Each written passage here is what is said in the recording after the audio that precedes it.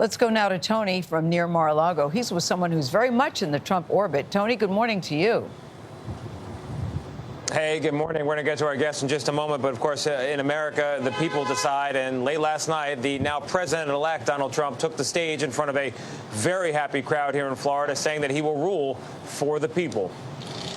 I will govern by a simple motto: promises made, promises kept. We're going to keep our promises.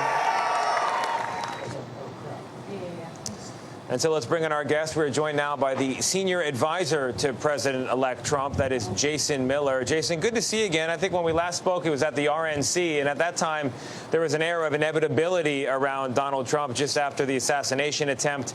Now that inevitability has become a reality. So let's talk about what this Trump administration is going to look like. What are his priorities going to be on day one? Is it going to be no taxes on tips? Is it going to be mass deportations? Is it going to be rolling back environmental regulations?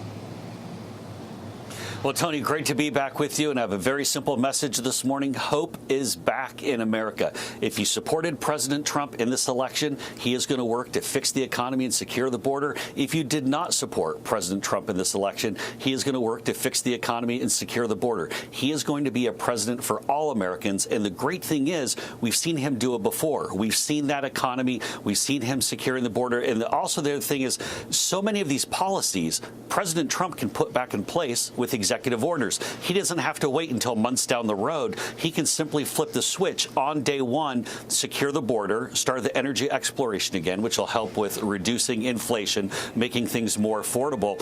But the bigger thing is so many Americans up before last night had given up hope that their personal finances were going to get better, that their personal situations would get better. And we saw this coalition that the president put together, earning the votes of 1 out of every 3 voter of color in this country. Tony, that is astounding. It shows that there is a mandate with winning the popular vote on pace for 312 electorals that we can change this country. Every single vote matters. And so I think there's a renewed sense of optimism. There's a sense that we can come together and do this. And we heard from the president last night. He is very focused on making sure that he brings everyone together. We put aside these partisan differences. Well, Jason, let's linger for a second on the partisan differences, because I'm old enough to remember the 2016 victory speech, the reach across the aisle, the ask for guidance for an effort to unify the country, bind the wounds of division. He had similar notes last night. What does that look like, though, in this second Trump administration? How do you heal the wounds of division? Well, first and foremost, it's going to be the fact on the economy. It needs to be improved for everybody. So many people, their earning power has been decreased. They don't have the money anymore to be able to buy the simple things they were able to just a few years ago. I mean, Tony, think about the people having to cash out their 401ks just to make ends meet. But as we go into re-up the Trump tax cuts and we put in some of these bold, innovative ideas, such as no tax on tips, no tax on overtime, no tax on Social Security, these are things that will improve people's lives right away.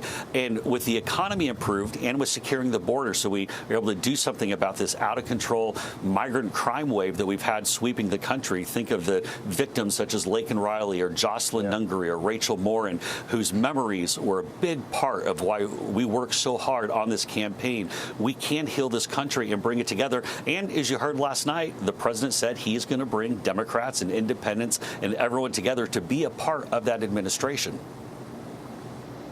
Yep. You know, Jason, late last night, the younger staffers on the Trump campaign began talking openly about the jobs they want in the new administration. I know you're not going to tell us anything today, but you've been in that orbit from the very beginning. When you land somewhere, do let us know, okay? Will do. Thank you, sir.